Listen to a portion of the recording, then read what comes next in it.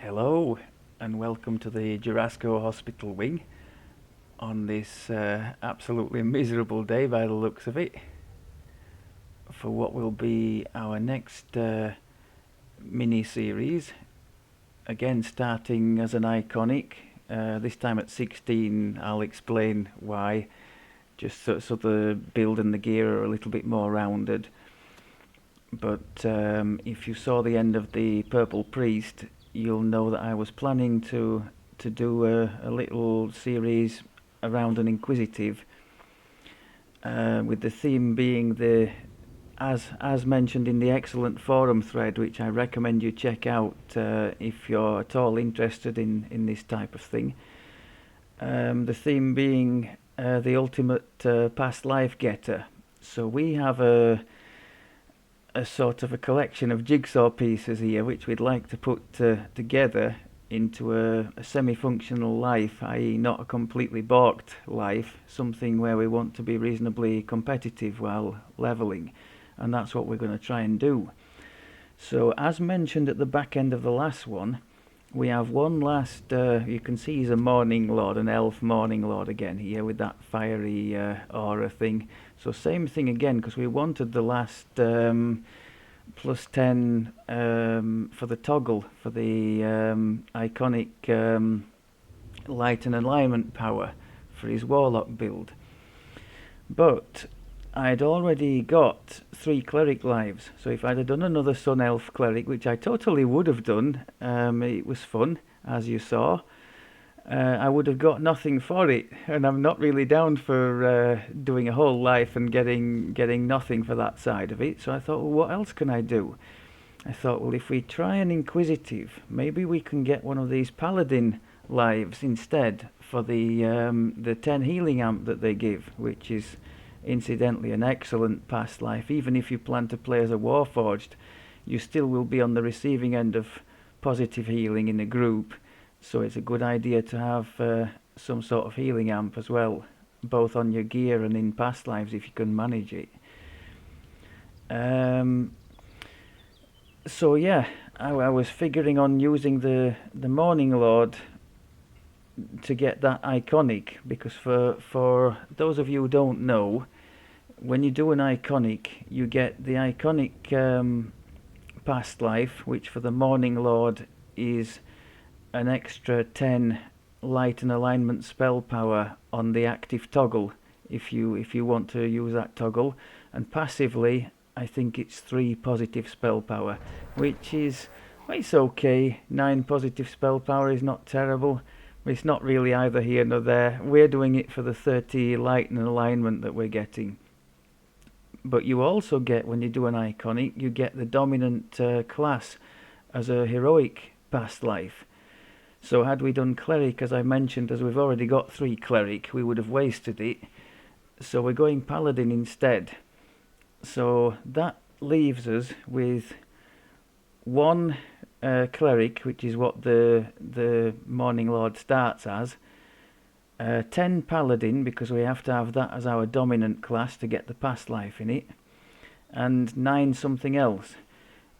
You can see the discussions on the splits for these Inquisitive builds in that thread, the Ultimate Past Life Getter, on the forums if you're interested.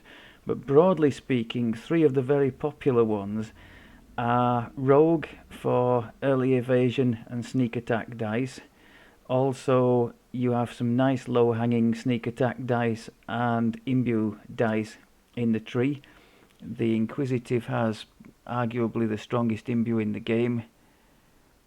Lore on your side. So well worth stacking those extra dice. And the nice thing about that imbue is it scales with ranged power. So we're not having to mess about, as we do with red, with spell power to boost the imbue up. Okay, so yeah, so the 3 compelling classes to include on an Inquisitive build, you've got Rogue, you've got Artificer for, I didn't mention the Rogue for the traps, did I? Obviously, Rogue, evasion and traps and sneak attack dice. Artificer traps and extra imbue dice from the spells and or deadly weapons, isn't it? Now we've only got 9 levels. We went with Artificer ultimately. We've only got 9 levels of Arti, which was just enough to get greater elemental weapon, which is 2 imbue dice. So that's pretty nice. I'll just take a quick look at the spells. And the other one would be Ranger. 6 Ranger is a very popular split to get the sniper shot from the Deepwood Stalker tree. If you go 9 Ranger, you can also have evasion. So there are various mixtures of those 3, which are more than popular. But in this case, we've got 10 Paladin, 9 Arti, and that 1 Cleric, which really does nothing for us. If we didn't have to take the 1 Cleric, we could have put 1 Fighter for an extra feat, which would have been nice. Or we could have had 1 Barbarian for 10 extra run speed, which would have been nice too. So yes, quick look at the spells. Cleric, not really. I'm not really going to bother. They're only level 1 spell. They only last for 5 minutes. Not really going to bother with that. The Paladin ones will come more important as we level up in Paladin. We'll get access to higher level spells. At the moment, the one I am using is still quite nice. Divine Favour, caster level 6, so we're getting a bonus of +2 to weapon attack and damage luck bonus, which isn't bad. It only lasts for a minute, but I have it next to my Divine Might trance, so I trigger the 2 together and my little almond coated apple from the Night Revel event. 5 ranged power, not terrible. So that's the Paladin, but the main one spells wise is that from the Arti. So we've got these 2 healing bottles which are going to see us through until epic. Basically the bottles are so clunky, they have such a wind up time. Can we just demonstrate like also with the Reaper nerf, we would be struggling to use those productively in combat, but we do have from our Morning Lord tree, we still have this thing we had last time, the Rejuvenation of Dawn, which works somewhat through the Plague Reaper nerf. So that's a proper get out of jail free. And we also have these 2 excellent lay on hands from the Paladin side of things, which is a big boost to heal and goes off charisma, which is nice for reasons I'll mention in a moment. So yes, we've gone 9 Arti, 10 Paladin and 1 Cleric, and traditionally you would have intelligence as the main stat for such a build, because that goes well with the trappy skills. However, given that we're into Paladin anyway, and Paladin things work quite nicely with charisma, given also that we have 9 levels of Artificer, so we have magical training, I thought why not go charisma based instead, go in the Feydark tree for some essential things, get some other essential things from the Paladin tree and benefit that way. Now if you didn't know, one of the really good things that as you can see, I'm charisma, some con, and I think a couple of points in intelligence I put, that's it. But look at the saves already, and I don't even have a heroism or greater heroism there. That's the Paladin for you. I think for every level of Paladin you're allowed to use X amount of your charisma bonus as a boost to your saves. I mean almost to 50 on the saves in heroic is pretty damn good. So that's great. Otherwise, let's have a look what I've done with the enhancements. So this is the reason why these builds are the ultimate past life getters, because all well, the vast majority of your power comes from the universal tree, the Inquisitive tree. So it doesn't matter how many classes you've got or what the split is. You can always have the power of the top level cores. So we've got 10 range power, 3 on all saves, blah blah, bonus imbue dice, extra on ability scores, more ranged power, more imbue dice, and a knockdown on a 20. So crazy good cores here, and we're getting all that regardless of the class splits we've chosen. So that's really good. So what basically all you need do, whatever the split you've chosen, is just put a few bits in the other trees to sort of accompany the build and flesh it out as best as you can. So in our case here, we've got charisma to hit from the Fade Arc tree. Bear in mind you do need magical training to go into here. If you don't have it by one of your classes, you would have to take it as a feat and maybe remove it later if an epic destiny gives you magical training. So charisma to hit, charisma to damage. We've got the always on shield against magic missiles, awesome stuff. A little bit of extra charisma, seeing as that's our main stat. And I picked up the greater colour spray. Now it's by no means no fail, but it is quite helpful against packs of things. If we send that in first and then throw in our big AoE from the Inquisitive tree, we get some very decent results, as I hope to demonstrate. So that's a helpful thing. Don't fall into the trap I did. You must put the familiar on your bar and toggle it on. Otherwise, can I show you that? Otherwise, you're not getting the benefit of charisma to hit and damage. So if I switch it off there, the cat disappears. So we can see familiar level 3, and it's telling you there. Oh, it's just saying 15 universal spell power, but I'm pretty sure it's also the charisma side of things that's affected there. I just wanted to show you this on the bar, the weapon. Ah, it is showing it there. Okay, so let's have a quick look at this then. This is something interesting to know if you didn't already. So for crossbows, the default to hit mod, as you can see there towards the top, attack. Can I just press the Z? No. Why not? There we go. See here, the attack mod, Dex plus 5. So we've got nothing at the moment helping our damage. That's just how crossbows are. If you're used to playing with standard bows, which have Dex for attack and damage by default, you might not have known about this. But that's one of the problems we need to address with any such build. Typically, the Inquisitives will go in the Harper universal tree for intelligence to hit and damage, and the know the angles trans.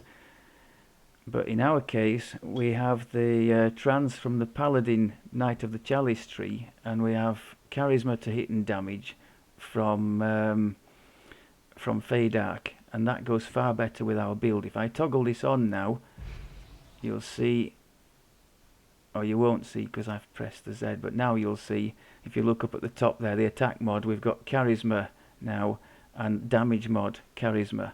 So do make sure if you do something like this that you toggle the familiar on, because I went through most of Giant Hold with it off. Actually did rather well, so that shows you the strength of the build. So attack and damage from charisma, and I obviously chose charisma because it synergized very well with Paladin. By boosting the charisma, we're getting some crazy good saves, and we're also getting the best use out of our lay on hands. It gives you it's very quick to cast, and even through the Reaper nerf gives us a very nice boost to health in a tough moment. So between that and this rejuvenation of dawn from the Morning Lord tree, we're in quite a good position healing wise. The clunky bottles, I just use them as top ups in between fights when we're out of the Reaper nerf, so out of combat. So yeah, picked up the major nice things from Feydark. Then in Knight of the Chalice, we've got some other really important stuff. So imbue dice in the second core, imbue dice in the third core. There's another nice thing in there as well. Well, two actually. Our weapons gain ghost touch, which means I don't have to have a ghost touch ring equipped, which has meant I can put always on our trappy stuff, which is quite nice. As an Inquisitive, you're always doing the traps and bits and pieces because you have a core in here that actually makes them flash up a bit like the Watchful Eye feat that comes later in Shiradi in Epic. So 2 imbue dice, and also with 6 levels of Paladin that we just acquired at 16, our remove disease that we get applies a greater resto on us, which is awesome because at the moment our UMD isn't quite good enough to do greater resto reliably. That's for the negative levels that you pick up as you go along.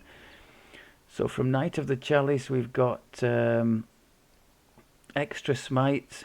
As a paladin you get these smite attacks, and another reason to boost the charisma because these go off charisma bonus, gaining twice the charisma bonus to attack roll and a damage roll based on paladin level. So it's not going to be amazing because our paladin level isn't amazing, but it's something.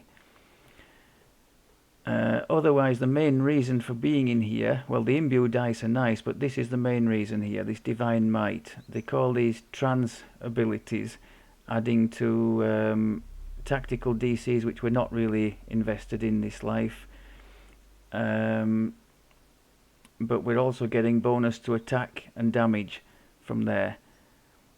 Half of our charisma mod. So I think our charisma mod is 17 at the moment, so I guess 8 plus 8, so not bad at all. We have a little extra AoE. It's on a short cooldown. It's only 10% damage and it only fires a single shot, but it's an AoE nonetheless, so it's alright. And both this one and the Inquisitive one are on very short cooldowns, 6 and 5 seconds, so we can totally use them for breaking boxes as well if we have a rune arm that is not capable of doing that. The remaining points are going to go into Battle Engineer to get us the much better AoE, the Shatter Defences. I'm going to put just enough in to get that, I think, from the tree. So that's going to be 2 decent AoEs and a little backup one in the Paladin one. That on its own I wouldn't have gone for, but because we're in here anyway, I figure why not. Let's have a quick look at the good things we have got from the Inquisitive tree, if you're not familiar with this one. So the first one down here is the dual shooting thing. Without that you won't do the dual shooting. And then all the way up this line we've got plus attack and damage with the light and heavy non-repeating crossbows. That's our imbue, extra imbue dice, more double shot, more charisma. These are multi-selectors, so you can pick any ability you want, which is helpful in our case, so more charisma. That's a really good one. Now this is a multi-selector as well. You can choose shoot first or shoot later. I really like the shoot first because it's on such a short cooldown. The shoot later is a devastating AoE with bonuses to crit, multiplier and all this kind of stuff, but I think it's on a 15-second cooldown, so to me this thing is a no-brainer. Plus 40% damage, cooldown 6 seconds, win-win. That's our equivalent of the Artist Fusillade, no holds barred it's called, and it comes with extra range power and double shot, so win-win. When you get that running on against an end boss, it just dies in seconds, literally seconds. Really strong. Very strong defensive boost here, improved uncanny dodge. Doesn't stack with the one that the rogue or the barbarian would get, so bear that in mind, but very nice to have. So if you use that, I think you would put the roguish one on cooldown too. So duplicating them isn't a good idea. Multi-selector here as well. I always go for the jaded one, which gives us D10 law damage applying to all targets, and then we've got passive extra ranged power and attack speed, and double shot as well. So really nice to have. This one's quite nice as well. Diplomatic immunity. So attacks with our crossbow have a chance to automatically trigger diplomacy around us, which is nice because in our tree we have a couple of effects that relate to diplomacy, and as I can't be bothered to manually press it, it would be too much of a ball ache. But we get some extra defences here, AC, PRR, MRR, and then here is a really tasty one. We get more fortification bypass. So having that, in the background, triggering diplomacy to give us these little boosts is really nice. Some decent things in the cores. This one's been upgraded post update 70 to have 5 double shot as well.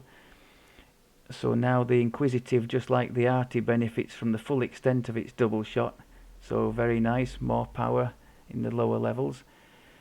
That's the one that reveals the trap boxes, but on a -4 penalty. And as my search is not particularly amazing, I tend to have to do a manual search. Sorry, my spot. You need to have a decent spot to be able to spot the things in the first place, and then do the search.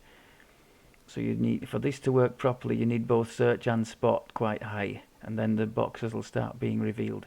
Nice convenience thing, but because of the split that I've got, and the paladin doesn't have all the trappy things as class skills, so I'm a little bit lacking in points to allocate. That's another reason to go high intelligence, so you've got all these action points to spend. With me having reasonably low intelligence by comparison to your standard Inquisitive, I'm having to pick and choose a bit more where to put the points. This is an amazing core. True seeing, excellent. See secret doors and don't have any penalties to miss blurry or displaced opponents. +1 on threat range for crit and multiplier, and an imbue dice. Just amazing, that. So that's where we're at, and as mentioned, I'm building up now towards the last AOE in Battle Engineer. So feats, all the cookie cutter ranged feats. Now another thing to bear in mind with the feats, some of the popular Inquisitive splits incorporate some of the essential feats just by taking those classes.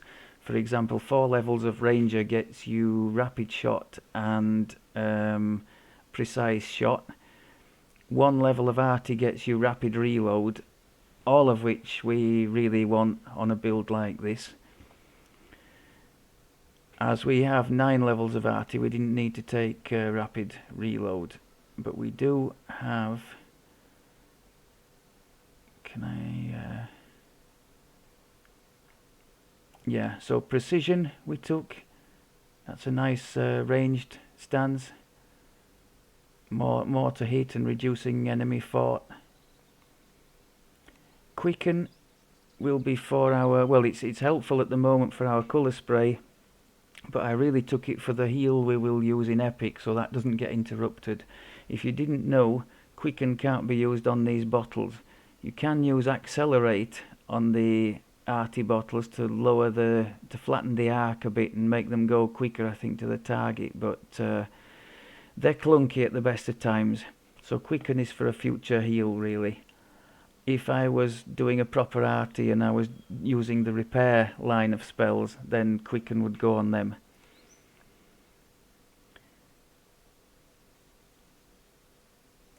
Precise Shot, which gives you the Archer's Focus, which you need to toggle on the bar, allows you to, when standing still, to build up the stacks of Archer's Focus and hit that much harder, because each stack gives 5 ranged power. Rapid Reload was an auto grant. Rapid Shot I took.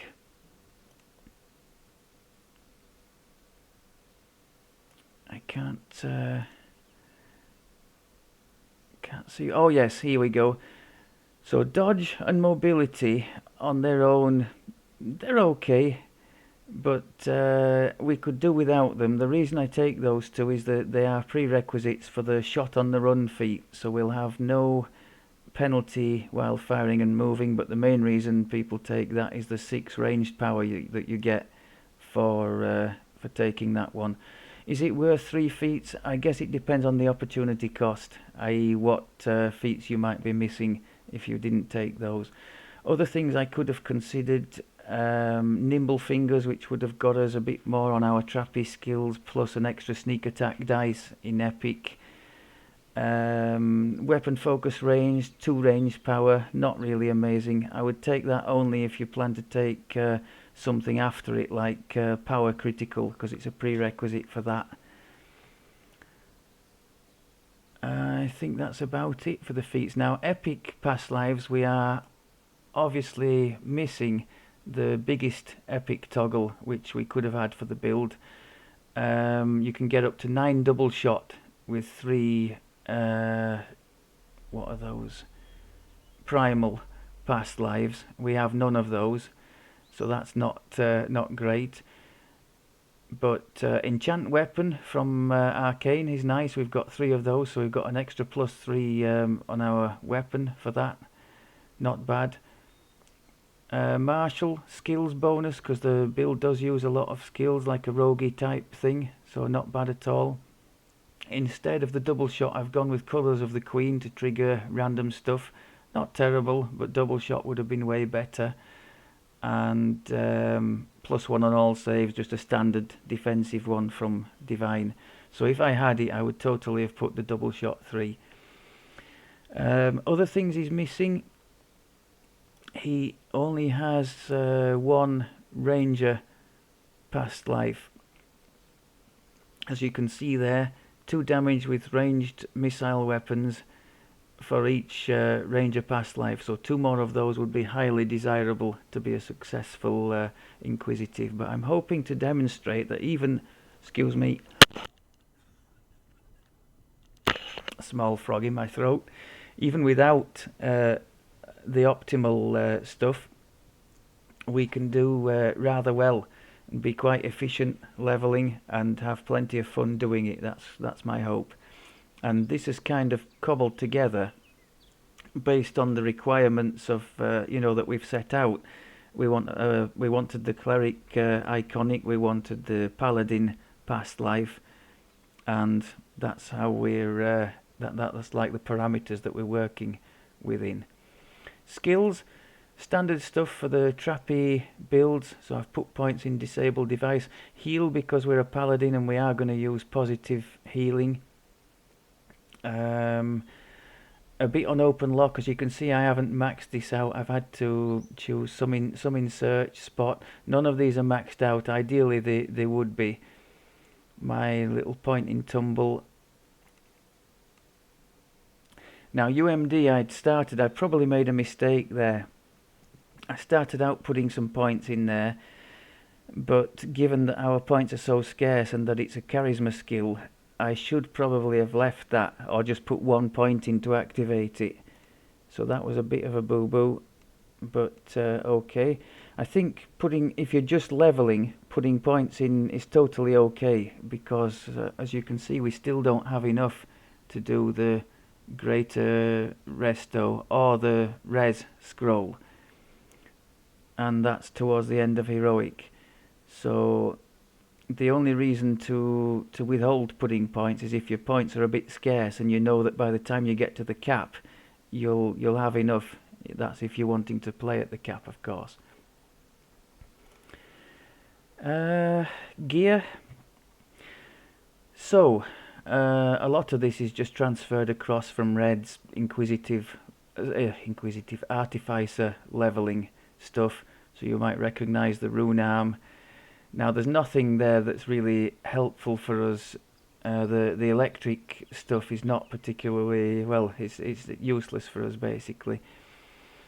But the rune arms do give like a passive, it says there at the bottom, rune arm imbue light 4, so dealing 2 to 12 points of, can I make that go a bit higher? 2 to 12 points of light damage, scaling with 200% ranged power. So not terrible. The active thing, the light shot, as you can see there, it's affected by your artificer level, so we're not going to do too much with that, but we will get a little bit. I mean, free damage is free damage. For those of you who didn't know, triggering the rune arm, which is, I think it's the alt, is it left alt by default? It doesn't interrupt anything else, any other animation that you're doing. So you could be, we could be firing, we could be triggering a no holds barred animation, whatever we happen to be doing, and we can still shoot the rune arm seamlessly. So we're not, there's no cost to doing it. So if you can manipulate your thumb to hit that button every now and again, it's all a bonus. Nightshade shooter from the same old song in Shan, quite a nice weapon to have at 15. Vorpal on there for extra weapon damage. We've got a chance there. It's a small chance because it's quite a low DC, but a chance there to put targets to sleep, so not terrible. The poison stuff, not amazing because so much is resistant to that, but it's not bad at all. Other choices, you could make a Shan, what is it, Siranian weaponry, maybe with some adamantine. I think they get that, don't they? Those Shan things, and being as you're going to face all the machines and the stuff in Shan, that could be quite good. Or there is the trusty old rat catcher from the, I think it's called Ruins of Threnel chain. It's an end reward for that chain, one of the end reward list. That's a level 8, I think. The standard 3 pieces of Shan ranged set: gloves, hat, armour, standard boots, golden greaves. Our ring I already mentioned for the trappy stuff. Our other ring is excellent. This is one of the reasons I'm starting at 16 here, because before this I didn't have some of the key components, but deception, very good sneak attacky stuff. Now we do have an excellent means of creating our own sneak attack opportunities here with this greater colour spray, because anything that's blind is sneak attackable. So that's going very well with this ring. Seeker, very nice. Dodge, good. Now the shatter is from Red's arty. We're not bothered about tactics this time around because we won't have access to the big arty knockdown thundershock thing. Little belt because I couldn't find better. Ram's Might gives 2 damage I think by default, so not terrible. The cloak I'm wearing for the charisma, so we've got 6 charisma in the augment slot and insightful 3. It's our main stat, so we needed to boost it up a bit. Trinket, I would prefer that to be charisma, but insightful seeker is nice, and I don't think we've got armor piercing on anything else. Have we? Yes, we have. So it's just the insightful seeker. Amazing item, this one. True seeing, if we didn't have it in the core, would be great. Armor piercing, nice. Deadly and relentless fury, just amazing. So very good. This is a very strong item for the build too, coming from the first part of the Temple of Elemental Evil. At the level in which you get this is super strong. 5 deadly, 5 double shot, just nothing not to like there. And rounded it out with our healing item, seeing as we're making use of positive stuff this time around, not doing the repair line of spells.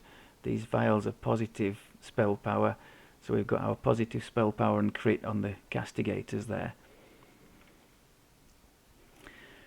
Okay, I think that's just about all I wanted to cover. So basically we've put the pieces in place as best as we can to acquire the past lives that we're looking for, and we're hoping it's going to be a reasonably competitive build. Inside the quests I need to pay attention to keeping up these little short-term buffs, and then using our Reaper's double shot and no holds barred to just mow down things when appropriate. Standard tactic, colour spray packs, follow up with the AoEs, and hopefully things will melt in a satisfactory fashion. Thought we'd try and do one or two in here to sort of gauge where we're at with it. Just as darkness falls, you should discuss your mission with your companion from the 12. That's another reason, by the way, for going to 16 instead of showing it to you straight away, because so many of the kinks... using AoE to break the barrels. Awesome stuff, and see how quick it comes back, so no problem there at all. So many of the little kinks, like things I've forgotten and all that, get ironed out by doing one or two quests beforehand, like forgetting restoration potions and all that, or forgetting spell ingredients. Things that would turn a recording into a bit of a farce. You climb up onto the roof, only to find that you've disturbed the group. Put all the buffs on. I did it too late, should have done it much earlier.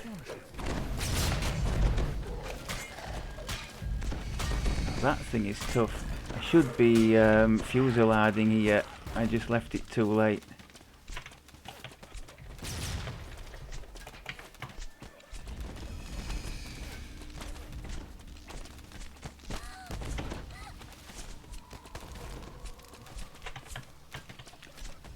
So not a good start.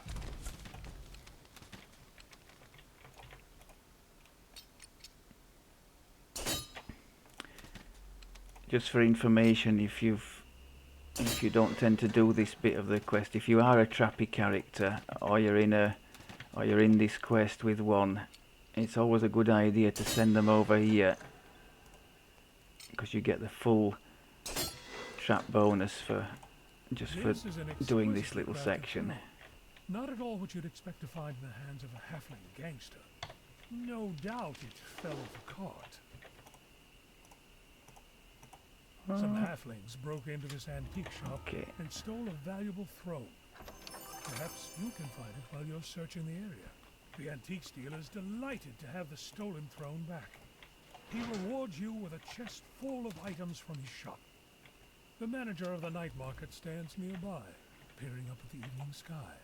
Oh, you're for the night market. So unlike red, purple doesn't have any displacement clickables. I think probably because being he's nominally a warlock, he has displacement natively, so I never bothered creating any for him. Some people rush home afraid of the dark, but those who come here to the night market seek it out. Sun sets, but it's not an end, it's a beginning. We become something different after dark. Our dull daytime existence ends.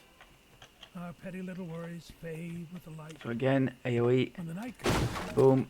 we see new possibilities. That's what brings people to the night market. So I'm using those AoE shots to break the barrels because our rune arm, the light spiral thing, is not capable of it, sadly. We do have an animus coming later, which is an exploding shot, which will do a lot better for that. The tavern owner insists that you get rid of the thugs. Right, okay, let's try and do a better job than we did last time.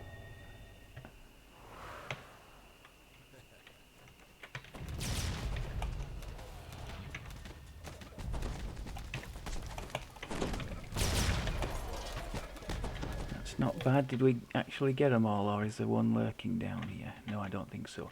Right, I want to try and colour spray as many as we can of these. Oh crikey, look at all the crowns. The front door to the blazing barred from the other side. You won't be getting in this. Colour spray again. Oh, that was nice. Beautiful. Yes. They could have carved us to pieces had they had the opportunity to.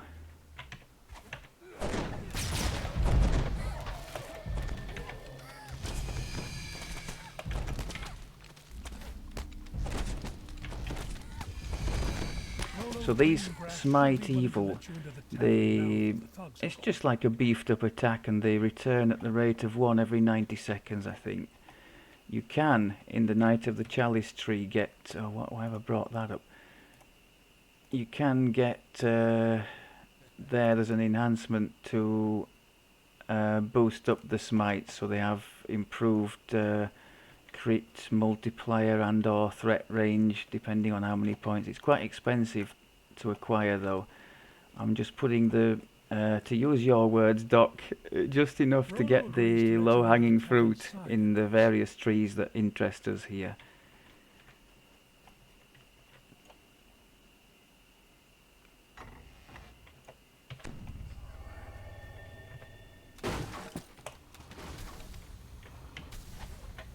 Hold it right there, people.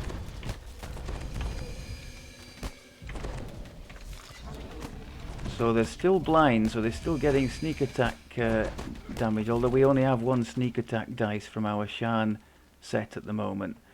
The build doesn't natively have any sneak attack, so we're going to have to cheat and get it from the Shadow Dancer tree when we get to Epic.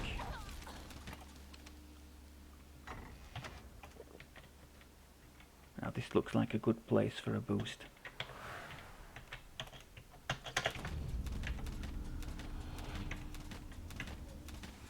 See, it's absolutely moy. Even the Reaper got chewed up there. I'm standing still to build up the stacks, which should now be at max. That's as good an illustration as you're going to see of the power of the... see, almost max stacks there.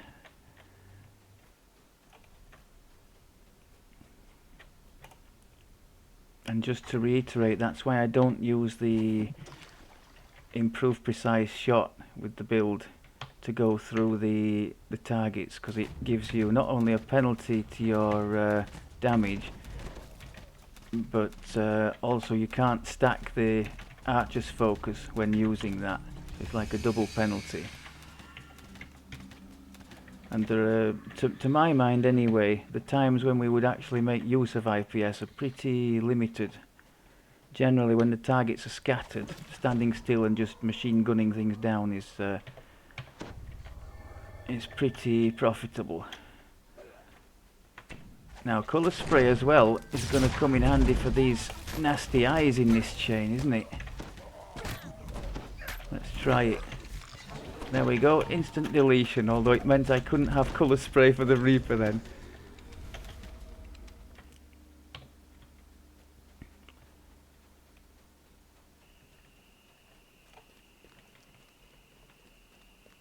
The manager of the night market stands on a terrace. Now then, this is a target-rich environment. That's beautiful, that was beautiful. Happen any moment now. We must stop the cultists before they can carry out their plan. The manager holds up his hand, a strange smile on his face. Wait, do you really have no idea? So as you can see, just outside of combat, our Cure Serious bottle is more than adequate as a top-up. We are merely here to celebrate the end of... Hold on. What's happening? To your amazement, Can we get them in a bit of a crowd here?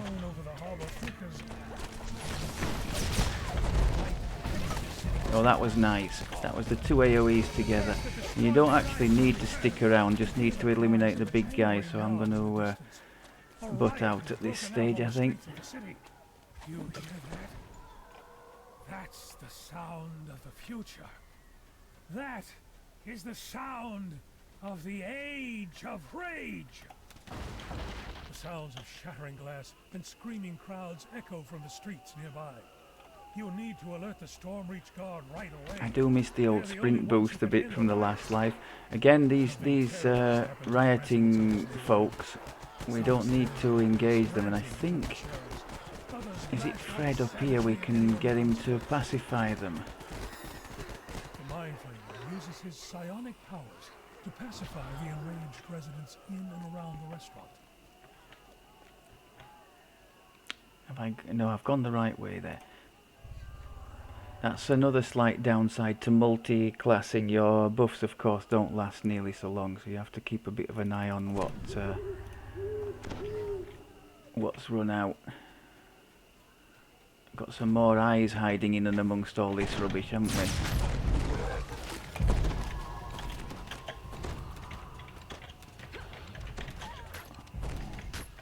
Okay, that was pretty good. And again, colour spray just deletes the eyes. There's only one better than colour spray for evil eye deletion, and that's the glitter dust. You throw some of that on the floor and they just instantly vaporise when they hit it. This is a nice way I've been shown to get rid of those traps there. And by going this way, we don't trigger the big guy down there at the bottom and all the stuff there. So another one for the path of least resistance. If I'm lazy like there and can't be bothered to target myself with the bottles, I find a wall that I can throw them against so the splash hits me.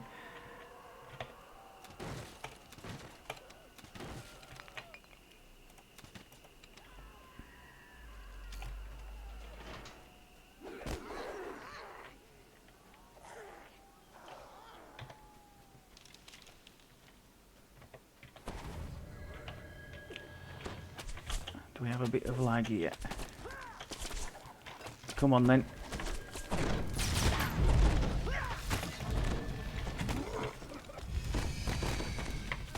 And again, colour spray. So the colour spray and both AoEs are all on a nice short cooldown, so they tend to come back up for when we need them. And that thing's going to spawn ice, so I'm saving the colour spray for them. Come on. I said I was. Come on. What happened there? What happened there? People, please. Okay, let's hit the big heal when we get up.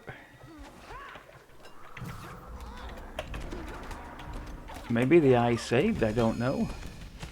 I don't know what happened there. But yeah, those groups of eyes are a very nasty proposition. They can very quickly reduce you to dead. Trying to find a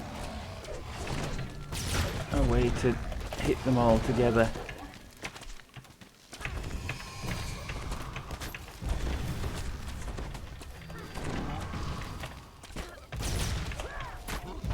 This is pretty pathetic so far. Come on. What happened to my... Did they save against the colour spray or was there lag?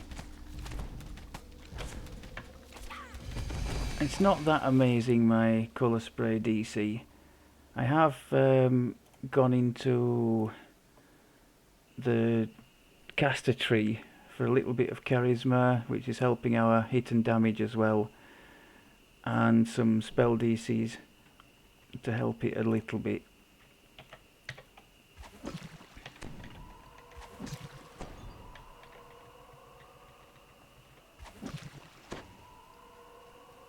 The guard on duty seems to be suffering from the same madness that affected the people in the night market. Quick, ring the bell to summon the guards inside.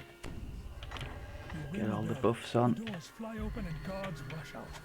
For a moment you're sure you've found help. Then you notice the fury in their eyes and the anger in their voices. The enraged guards attack. I think between the lag and yeah, it might even be helping us here, the lag, but the blindness certainly is. Go AoE, yes, that was beautiful. So colour spray there was absolutely awesome for us. The curse that causes uncontrollable rage. You should return to the House Jarasco and warn them of this disaster. Okay. So not terrible. The only thing that we really struggled against was the eyes themselves, wasn't it? They were punishing. A good illustration of our strength against packed targets. We are only going to get better. I mean, it could be argued that I should have gone in here first to get the shatter defences. I mean, you've all seen, if you've seen the Red series, you've seen that in action with my ranged character Red, and that really does make a mess. It's way, way better than this exalted shot thing is, but I wanted the trans out of this tree as a priority. Right, we'll have a quick go at another one. There is actually a rune arm that can drop in this one. I think it's called Quarantine.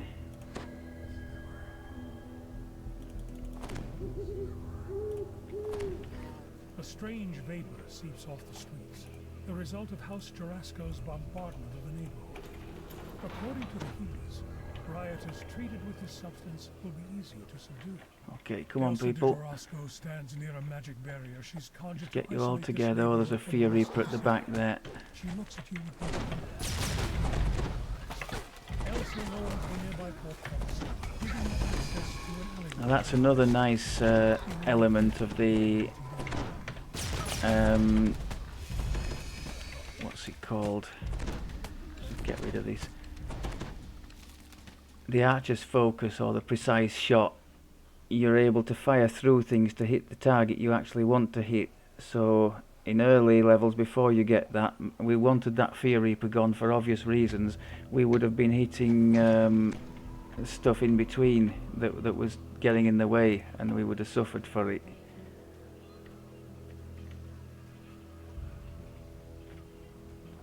You get the sense that too many people have been forced to live in too small of an area.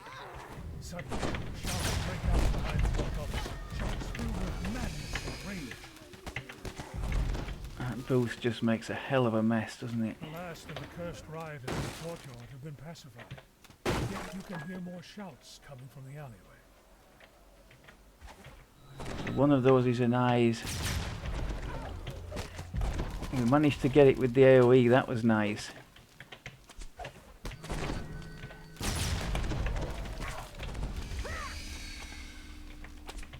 So yes, lovely quick cooldowns on the colour spray and our 2 AoEs.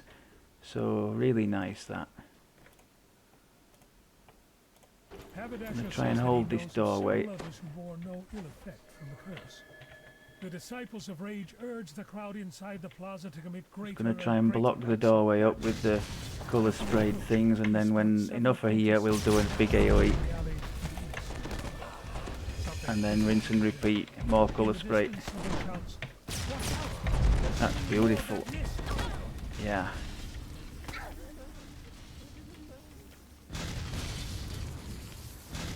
Ooh.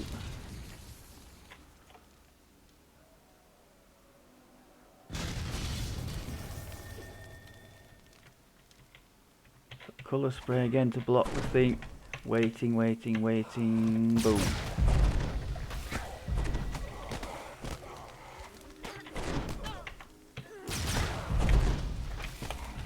Yeah. Not bad at all. Anybody else? Looks like it.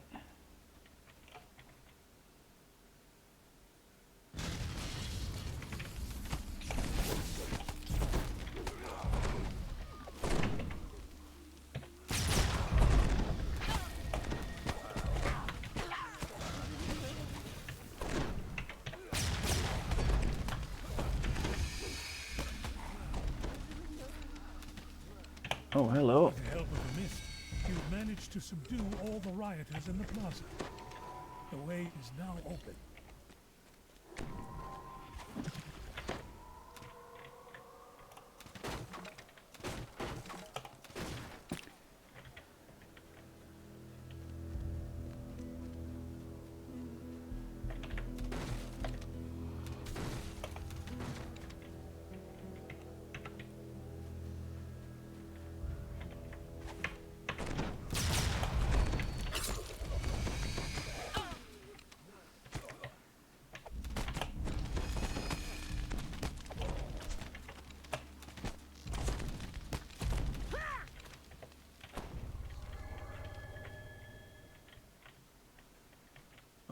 crud, I've walked right into these.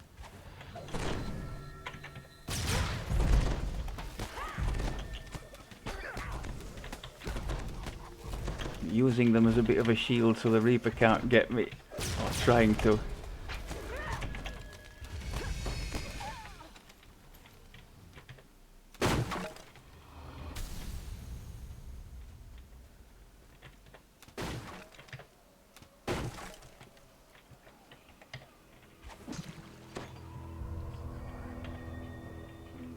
I think this is a big pinch point, isn't it? Not quite yet.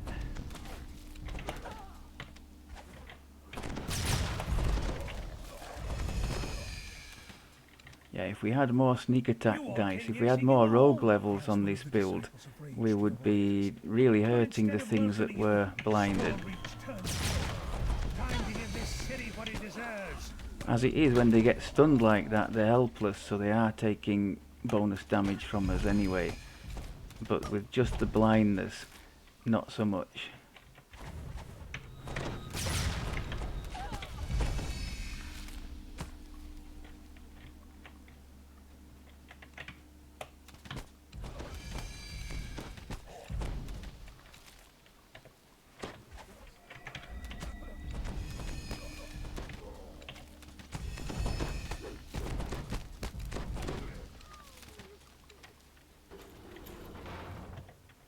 A woman issues orders to the nearby cultists. Here we're going to start protecting this area, and halfway through we're going to move because there's going to be stuff coming behind us.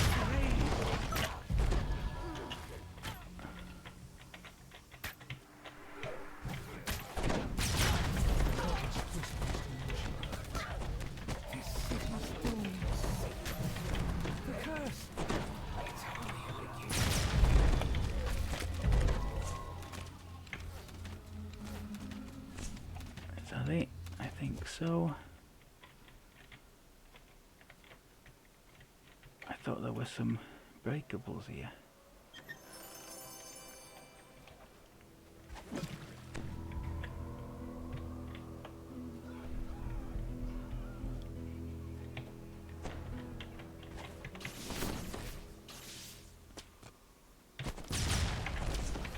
That was pathetic.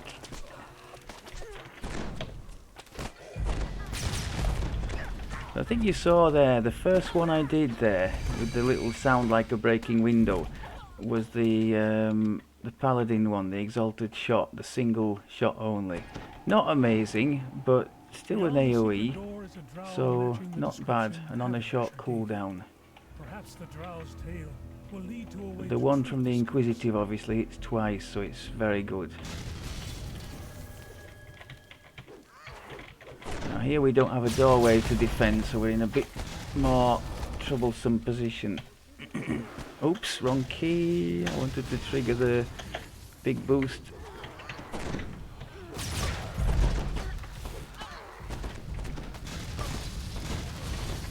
We're still going to have to try and hold this area if we can.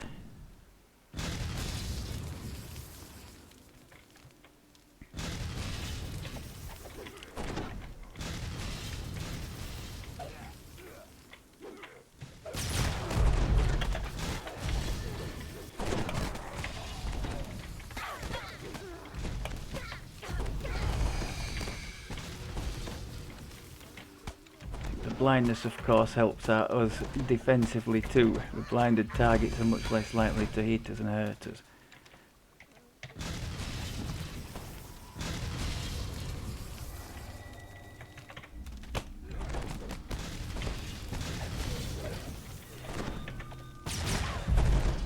That was a nice one.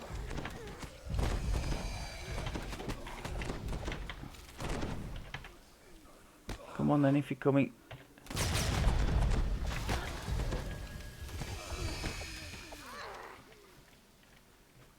Nice one. Rioters in the plaza has been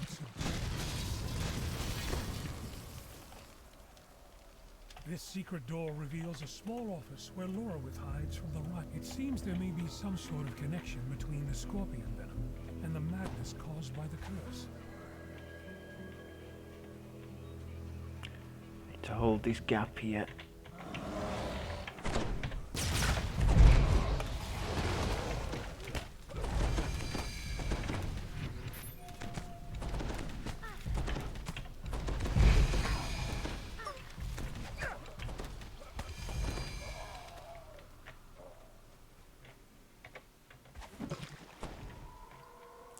Okay.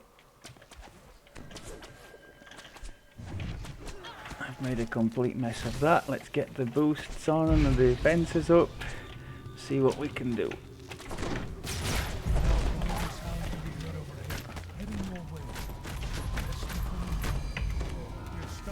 I guess that's an illustration of what the build can do against the boss. It's really devastating against a single target. Just spewing out the damage when that boost is going. And I think we can see that the colour spray, although certainly not no fail, it's hitting enough stuff that as we are in that tree anyway, it was certainly worth putting the extra few points in to acquire it, to make our follow-up AoEs hit very hard.